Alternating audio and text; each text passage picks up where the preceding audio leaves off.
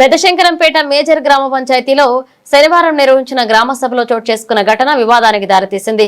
తీర్మాన అంశంపై చర్చ జరుగుతున్న సమయంలో సర్పంచ్ జంగం రేణుకా భర్త జంగం శ్రీనివాస్ పై ఉప సర్పంచ్ రాజు గౌడ్ దాడికి పాల్పడ్డారంటూ సర్పంచ్ పోలీసులకు ఫిర్యాదు చేశారు. సర్పంచ్ ఫిర్యాదు మేరకు గ్రామ సభలో జంగం శ్రీనివాస్ తీర్మానానికి సంబంధించిన అంశంపై మాట్లాడుతున్న సమయంలో ఆయన పక్కనే కూర్చున్న ఉప సర్పంచ్ రాజు గౌడ్ ఒక్కసారిగా లేచి శ్రీనివాస కుడి చేతిపై కొట్టినట్లుగా ఆరోపించారు.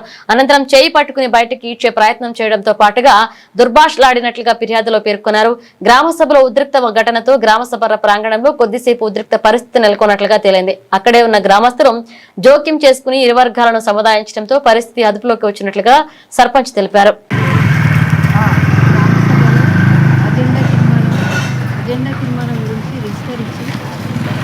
వివరాలు చెప్పకుండా సిగ్నేచర్ పెట్టుకున్నారు. అవి ఏంటి వివరాలని మా ఆయన అడుగుతుంటే ఉప సర్పంచ్ చెయ్యి కొట్టి మరి మా ఆయన చెయ్యి ముందు దాడి.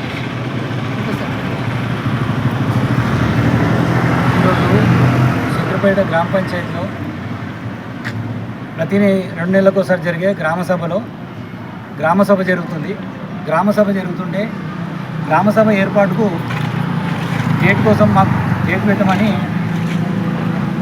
మాకు రిజిస్టర్ పంపించాము. డేటు నిర్వహించాం. గ్రామ సభ ఏర్పాటు చేసారు.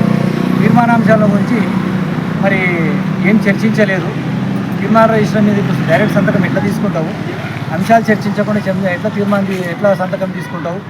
అలాగే పోయినసారి గ్రామ సభ జరిగిన తీర్మానాల మీద అవి ఎక్కడనో ఎవరో చెప్పిన తీర్మానాలు మాకు చెప్పకుండా ఆయన సొంతగా రాసి అవి సంతకం పెట్టమంటే ఆయన సంతకం పెట్టలేదు. పోయినసారి రిజిస్టర్ మీద ఎందుకు ఇప్పుడు సంతకం అడుగుతున్నావు, మరి అప్పుడెందుకు తీసుకోలేదు, ఈడ గ్రామ సభలో పోయినసారి తీర్మానాలను ఇప్పుడెందుకు సంతకం పెట్టుకుంటున్నామని ఆమె క్వశ్చన్ చేసింది. నేను కూడా క్వశ్చన్ చేసిన, ఇప్పుడెందుకు చెప్పినట్టు అది ఏమన్నా ఉంటే ఆఫీసులో అడగాలి, ఇంటికాడ అడగాలి.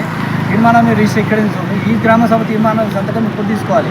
కానీ 2 నెలల కింద జరిగిన గ్రామ సభ తీర్మానాల గురించి ఎవరు చెప్పకుండా ఆయన సొంతంగా రాసుకొని ఎవరో ఒక వ్యక్తి చేసిన తీర్మానాల మీద సంతకం పెట్టమని మేము క్వశ్చన్ చేసినందుకు మేము గ్రామ కార్యదర్శి మీద మేము అడుగుతుంటే పక్కనే ఉన్న ఉప సర్పంచ్ ఆయనకేం కోపం వచ్చిందో తెలియదు.